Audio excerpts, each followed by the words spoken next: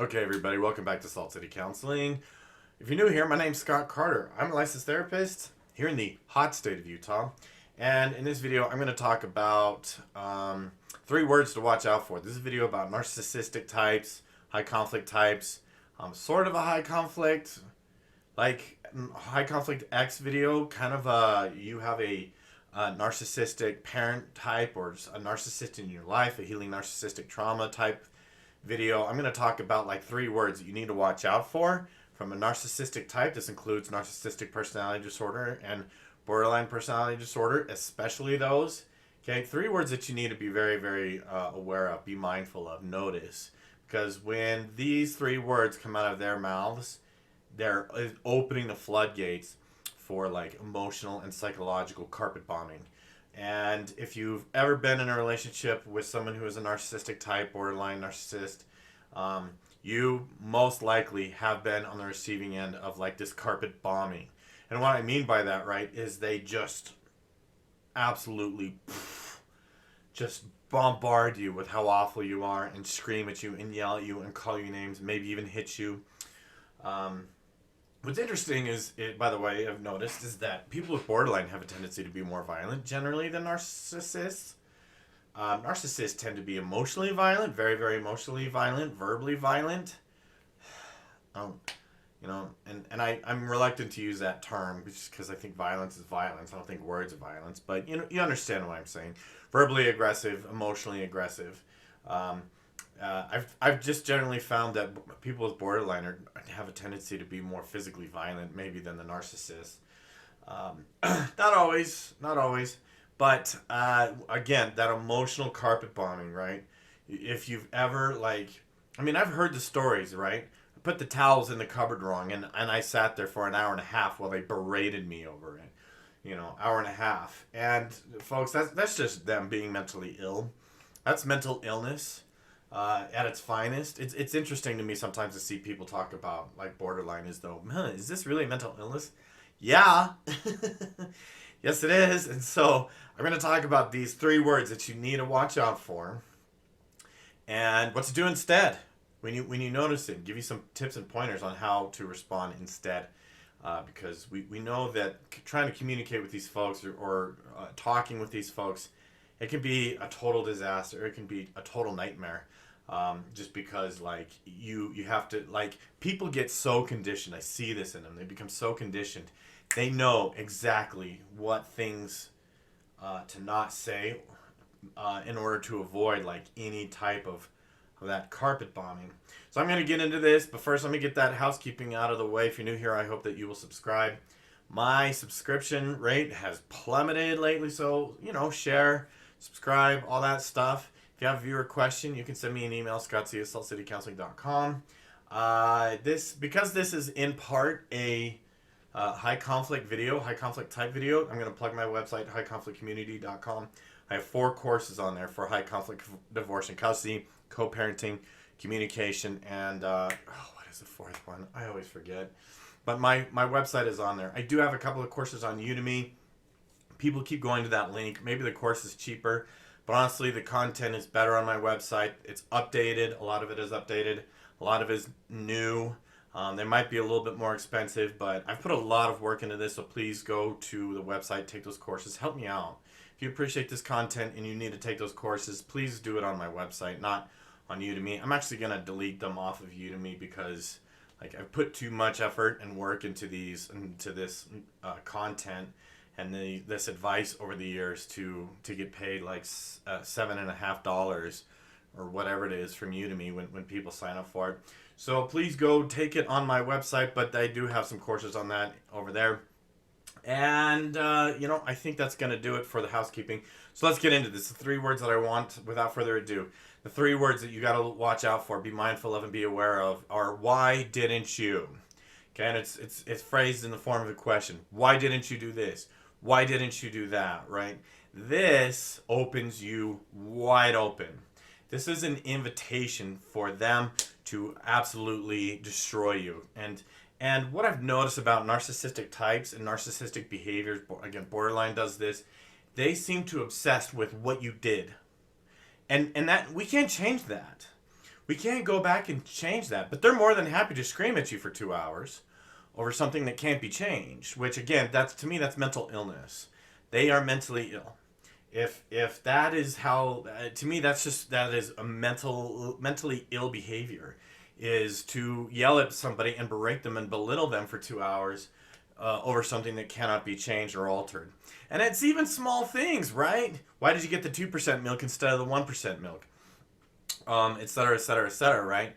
Those types of things. But I've also kind of noticed this with high conflict co-parenting, trying to communicate with the other person. Why didn't you do this? Why didn't you do that? And when you start responding to, and you start just explaining or defending yourself, I talk about this all the time. I have a video on it. This is like the number one rule across the board that I tell people. Whether you have an ex-partner that is this way, or a parent, or a sibling, or a boss even, if you defend or explain yourself, that's my rule. Don't defend or explain yourself. All you do is give them the upper ground, and it just opens the floodgates for them to just carpet bomb you. And they just do. And so when they say, well, why didn't you do this, right? And I know a lot of these folks, if you've had this partner, if you've had this parent, and they ask those, and they say those 3 words, and they ask that question, or ask the question starting with that, why didn't you blank, your stomach probably jumps into your throat.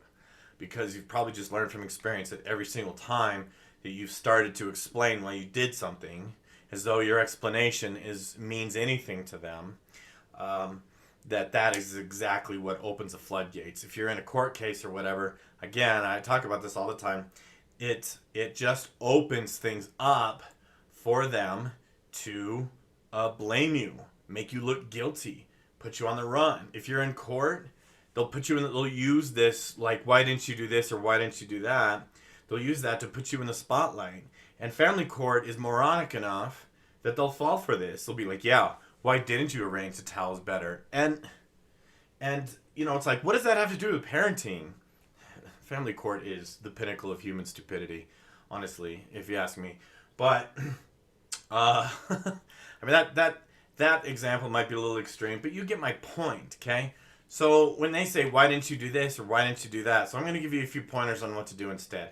Okay, just you have to be aware. Watch out for those 3 words. Why didn't you? And so truth of the matter is, right, where, I mean, like I said, I've built an immunity to these folks. I'm not afraid of them. So if they say, why didn't you do this or why didn't you do that? I'm not afraid to be like, because I don't think like you do. Because I don't do things like you do. Because your life is a mess and I shouldn't be taking advice from you. Because I don't have to explain myself to you. Because you're not in charge of me. Because we all do our best in the moment that we can, and that's the end of it. Full stop. No, I will not engage in more conversation. I mean, that's a bold, assertive response. But what you can do instead, if you're kind of afraid of them, if like you feel your stomach jump into your throat, what can be really effective, for example, is like, why didn't you do this or why didn't you do that? You can pretend like it didn't happen and just move on to the next thing. So anyways, I just thought you would know. I just thought that you should know this. I just thought you should know. And okay, gotta go, bye. Or why didn't you do this or why didn't you do that? And here's your next one, okay? And I'm actually gonna give a plug for my course on communication, okay? And that is that ask a good question. Respond to that type of question with another question. If they go, why didn't you do this? And then you go, well, what would you have done? What do you think I should do? They're very, very good, by the way, at making other people defend and explain their behaviors. But when put on the spot and asked what the right thing to do is, they usually fall apart. They act like the way that they talk to people, it's pretty audacious, right? There's sort of this sense like everything they do is flawless, like all their decisions are perfect all the time. It's nonsense. It's crazy. And so you can respond with a question. What would you have done in this situation? What do you think the right thing to do is? I like that question for them. What do you think the right thing to do is, right? And that's something that I've said over the years, was where if they say, well, you're a bad parent, simply ask them, okay, well, what do you think good parenting is? Tell me what you think teach me about your good parenting methods, right? And that's usually when they start to crumble. They start to fall apart pretty quick, right? Their stance is really, really weak. Let's see if there are any other ways. Again, you can sidestep it. You can say it, or you can just simply give a very, very bland response. Think gray stone. If you're not familiar with the gray stone method, it's really just like being as bland and boring and forgettable as humanly possible, right? So if they go, why didn't you do this, or why didn't you do that?